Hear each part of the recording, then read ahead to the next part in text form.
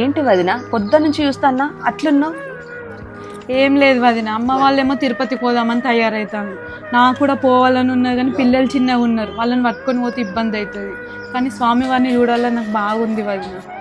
ఇప్పుడు పోతలేనని ఎందుకు బాధపడతాను వదిన? సరే పిల్లలు పెద్ద అయిన తర్వాత ఓదువు కానీ స్వామివారిని చూడాలనిపిస్తుంది అన్నావు కదా. మన పక్కనే గంగపూర్ జాతరలను అయితే స్వామివారు స్వయంభుగా వెలిసారు. ప్రతి సంవత్సరం ఇప్పుడు వచ్చే పున్నం ఉంది కదా, ప్రతి సంవత్సరం పున్నమికి సాక్షాత్తు వెంకటేశ్వర్ల స్వామి తిరుపతి నుంచి ఇక్కడికి వస్తారని అందరి నమ్మకం వదిన. అవును కదా వదిన, సమ్మక్క పున్నం అప్పుడే గంగపూర్ జాతర కూడా జరుగుతుంది అంటారు. మనం కూడా వెళ్దామా వదిన? అదేంటి వదిన వెళ్దామా అంటాను? నాకు ఊహ తెలిసినప్పటి నుంచి మేమైతే ఒక్క సంవత్సరం కూడా మిస్ అవ్వం వదిన. నేను పెళ్ళైన దగ్గర నుంచి ఏది కోరుకున్నా కూడా, రిషి కోసం కోరుకున్నా, ఇల్లు ప్రతిది ఏది కోరుకున్నా అది నెరవేరింది వదిన. సాక్షాత్తు వెంకటేశ్వర్ల స్వామిని దర్శనం చేసుకున్నట్టే. ఈ ఒక్క రోజు అసలు తిరుపతిలో వెంకటేశ్వర్ల స్వామి ఉండడు, ఇక్కడే ఉంటారంటారు వదిన. వెళ్దాం వదిన. స్వామివారిని చూడాలన్న కోరిక నాకు ఈ రకంగా నెరవేరింది వదిన. నాలాగా ఎంతో మంది ఉంటారు తిరుపతికి వెళ్ళాలని. సరేనే, మనతో పాటు చాలా మందికి వెళ్ళాలని ఉంటుంది కదా, మరి అడ్రస్ ఎక్కడో చెప్పవా? చాలా మందికి తెలిసిన అడ్రస్ అన్నయ్య.